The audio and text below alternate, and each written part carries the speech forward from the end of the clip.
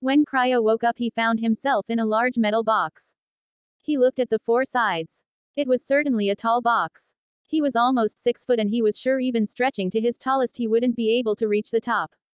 That's when he noticed the baby curled up beside him. A small lynx snoring gently and in quite a puddle of her own drool. Suddenly everything flooded back and he reeled in horror.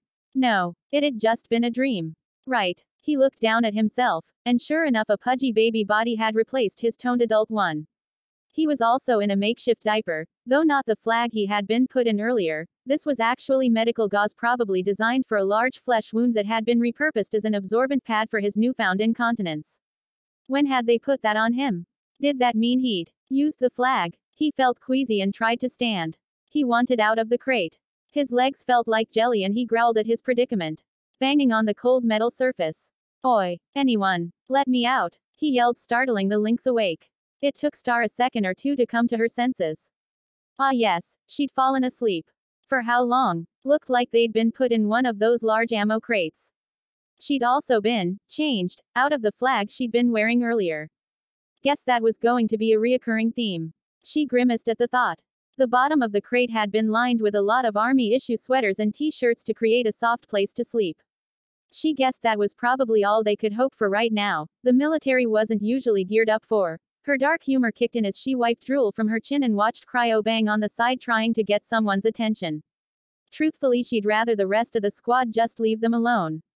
Hey, Cryo, I just realized something. Cryo stopped his banging. The lynx was awake. What was her name again? Star. That was it. He looked at her questioningly, waiting for her to continue.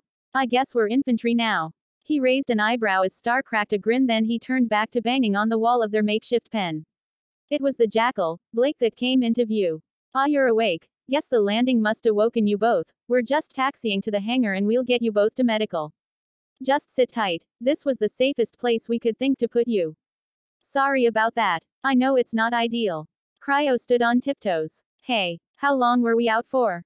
Blake shook his head. Sorry mate. You're still speaking baby babble to me. Star, care to translate? Star stood. Noticing how much weaker her legs felt, she placed a paw on the wall of the pen to steady herself. He asked how long we were out for.